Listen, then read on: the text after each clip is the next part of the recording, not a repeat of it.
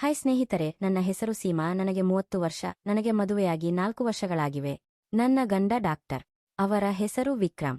ನಮಗೆ 3 ಸ್ವಂತ ಆಸ್ಪತ್ರೆಗಳಿವೆ. ಅವುಗಳನ್ನು ನನ್ನ ಗಂಡ ಒಬ್ಬರೇ ನೋಡಿಕೊಳ್ಳುತ್ತಾರೆ. ಮದುವೆಯಾಗಿ 4 ವರ್ಷಗಳಾದರೂ ನಮಗೆ ಇನ್ನೂ ಮಕ್ಕಳು ಹುಟ್ಟಿಲ್ಲ. ನನ್ನ ಗಂಡ ಡಾಕ್ಟರ್ ಆಗಿರುವುದರಿಂದ ಹೆಚ್ಚು ಸಮಯ ಆಸ್ಪತ್ರೆಗಳಲ್ಲೇ ಕಳೆಯುತ್ತಾರೆ. ರಾತ್ರಿ 10-11 ಆದರೂ ಮನೆಗೆ ಬರುವುದಿಲ್ಲ. ಡಾಕ್ಟರ್ಗಳು ಎಷ್ಟು ಬ್ಯುಸಿ ಇರುತ್ತಾರೆಂದು ನಿಮಗೆ ಗೊತ್ತಲ್ಲ? ನಮಗೆ ಮೈಸೂರಿನಲ್ಲಿ ಸ್ವಂತ ಮನೆಯಿದೆ. ನಾವು ಅಲ್ಲಿಯೇ ಇರುತ್ತೇವೆ. ನನ್ನ ಗಂಡ ಎಲ್ಲಾ ವಿಷಯಗಳಲ್ಲಿಯೂ ನನ್ನನ್ನು ಚೆನ್ನಾಗಿ ನೋಡಿಕೊಳ್ಳುತ್ತಾರೆ. ಆದರೆ ಒಂದೇ ವಿಷಯದಲ್ಲಿ ಅವರು ನನಗೆ ಸಮಯ ಕೊಡಲು ಸಾಧ್ಯವಾಗುತ್ತಿರಲಿಲ್ಲ. ಯಾವಾಗಲೂ ಆಸ್ಪತ್ರೆ ಎನ್ನುತ್ತಾ ಹೊರಟು ಬಿಡುತ್ತಿದ್ದರು. ಮನೆಯ ಕೆಲಸಗಳನ್ನು ಹೆಚ್ಚಾಗಿ ಮಾಡಲು ಬಿಡದೆ ಒಬ್ಬ ಸೇವಕನನ್ನು ನೇಮಿಸಿದರು. ಅವನ ಹೆಸರು ರವಿ. ಅವನು ಇಂಟರ್ ಓದಿ ನಿಲ್ಲಿಸಿದ್ದ. ನನ್ನ ಗಂಡನಿಗೆ ಪರಿಚಯವಿದ್ದವನು ಅಂತ ಮನೆಯ ಕೆಲಸಕ್ಕೆ ನೇಮಿಸಿದರು. ಅವನು ತುಂಬಾ ಎತ್ತರವಾಗಿ, ಹ್ಯಾಂಡ್ಸಮ್ ಆಗಿ, ಬಲಿಷ್ಠ ದೇಹ ಹೊಂದಿದ್ದ. ಅವನನ್ನು ನೋಡಿದರೆ ಸೇವಕನಂತೆ ಅನಿಸುತ್ತಿರಲಿಲ್ಲ. ರವಿ ಯಾವಾಗಲೂ ನನ್ನೊಂದಿಗೆ ತುಂಬಾ ಚೆನ್ನಾಗಿ ಮಾತನಾಡುತ್ತಿದ್ದ. ನನ್ನನ್ನು ಮೇಡನ್ ಎಂದು ಕರೆಯುತ್ತಿದ್ದ. ನನಗೆ ಸಮಯ ಕಳೆಯದೇ ಇದ್ದಾಗ ಇಬ್ಬರೂ ಟಿವಿ ನೋಡುತ್ತಾ ಮಾತನಾಡುತ್ತಿದ್ದೆವು. ನನ್ನ ಗಂಡ ಎಂದಿಗೂ ಮನೆಯಲ್ಲಿ ಇರುತ್ತಿರಲಿಲ್ಲ. ನನ್ನ ಆಸೆಗಳೆಲ್ಲ ಹಾಗೆಯೇ ಉಳಿದು ಹೋಗಿದ್ದವು.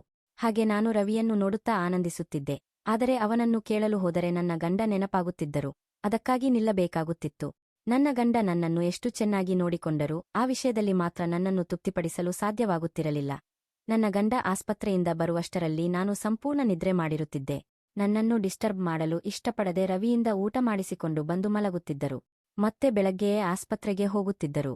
ಅದಕ್ಕಾಗಿಯೇ ನಮಗೆ ಮದುವೆಯಾಗಿ 4 ವರ್ಷಗಳಾದರೂ ನಾವು ಹಾಗೆ ಒಟ್ಟಿಗೆ ಇದ್ದದ್ದು ಕೆಲವು ಬಾರಿ ಮಾತ್ರ. ಅದು ಕೂಡ ಭಾನುವಾರ ಬಂದಾಗ. ಅದರಲ್ಲೂ ಒಟ್ಟಿಗಿರುವ ಮಧ್ಯೆ ಕರೆ ಬಂದರೆ ಅರ್ಧದಲ್ಲೇ ಹೋಗಿಬಿಡುತ್ತಿದ್ದರು.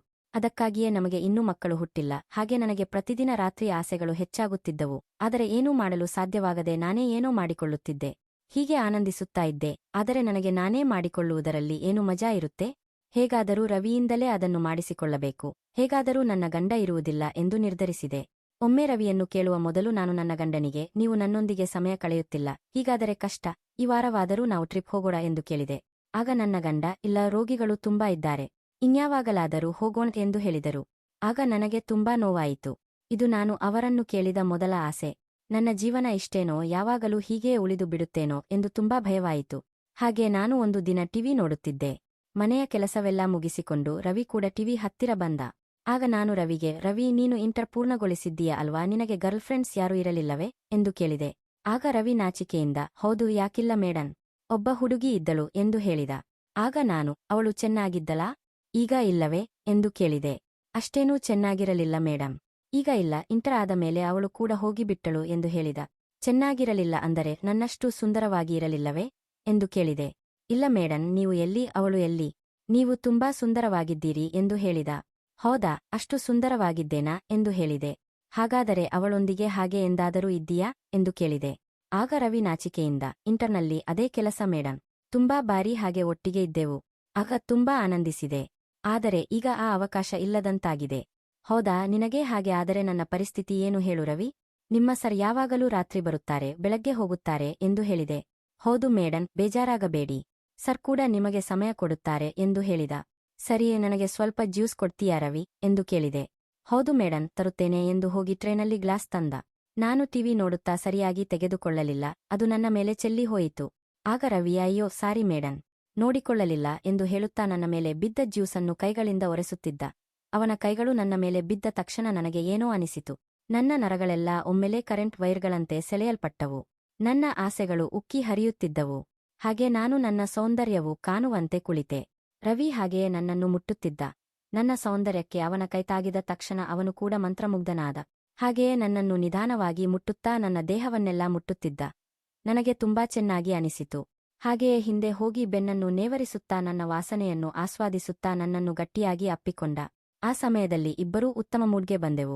ನಾನು ಕೂಡ ರವಿಯನ್ನು ಗಟ್ಟಿಯಾಗಿ ಅಪ್ಪಿಕೊಂಡು ಮುತ್ತಿಕ್ಕಿದೆ. ಅವನ ದೇಹ ತುಂಬಾ ಚೆನ್ನಾಗಿತ್ತು. ಅವನು ನನ್ನ ದೇಹವನ್ನೆಲ್ಲ ನೇವರಿಸುತ್ತಾ ಒಂದೊಂದು ಭಾಗವನ್ನು ಒಂದೊಂದು ರೀತಿಯಲ್ಲಿ ಆನಂದಿಸುತ್ತಿದ್ದ. ನನಗೆ ತುಂಬಾ ನೆಮ್ಮದಿ ಅನಿಸಿತು. ನನ್ನ ಗಂಡ ಎಂದಿಗೂ ಹೀಗೆ ಮಾಡಿಲ್ಲ. ಏನೋ ಮಾಡಬೇಕೆಂದು ಮಾಡಿದಂತೆ ಕೆಲಸ ಮುಗಿಸಿಬಿಡುತ್ತಿದ್ದರು. ಆದರೆ ರವಿ ಮಾತ್ರ ಒಂದೊಂದು ಭಾಗವನ್ನು ಒಂದೊಂದು ರೀತಿಯಲ್ಲಿ ಆಸೆಯಿಂದ ಮಾಡುತ್ತಿದ್ದ. ಹಾಗೆಯೇ ಇಬ್ಬರೂ ಹಿಡಿದುಕೊಂಡು ರೂಮಿಗೆ ಹೋದೆವು. ನನ್ನನ್ನು ಬೆಡ್ಮೇಲೆ ಮಲಗಿಸಿ ತಾನು ಕೂಡ ನನ್ನ ಮೇಲೆ ವಾಲಿದ. ಹಾಗೆ ಆ ದಿನ ಅನಿರೀಕ್ಷಿತವಾಗಿ ನನ್ನ ಆಸೆಗಳು ಈಡೇರಿದವು. ನಾನು ತುಂಬಾ ತೃಪ್ತಳಾದೆ. ಹಾಗೆ ಪ್ರತಿದಿನ ರವಿಯೊಂದಿಗೆ ಆನಂದಿಸಲು ಶುರು ಮಾಡಿದೆ. ನಾನು ಈಗ ತುಂಬಾ ಸಂತೋಷವಾಗಿದ್ದೇನೆ. ಈಗ ನನ್ನ ಗಂಡನ ಅವಶ್ಯಕತೆ ಇಲ್ಲದೆಯೇ ರವಿ ನನ್ನನ್ನು ಸಂತೋಷಪಡಿಸುತ್ತಿದ್ದಾನೆ.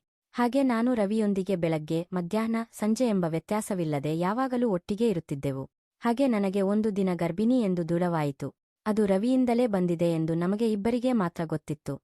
ನಾವು ಅಷ್ಟು ಒಂದಾಗಿದ್ದೆವು. ನನ್ನ ಗಂಡನ ಅವಶ್ಯಕತೆ ಇಲ್ಲದೆಯೇ ನಾನು ತುಂಬಾ ಆನಂದಿಸುತ್ತಿದ್ದೇನೆ. ಹಾಗೆ ಸೇವಕನೊಂದಿಗೆ ನನ್ನ ಆಸೆಗಳನ್ನು ಈಡೇರಿಸಿಕೊಂಡೆ. Bye friends, thank you.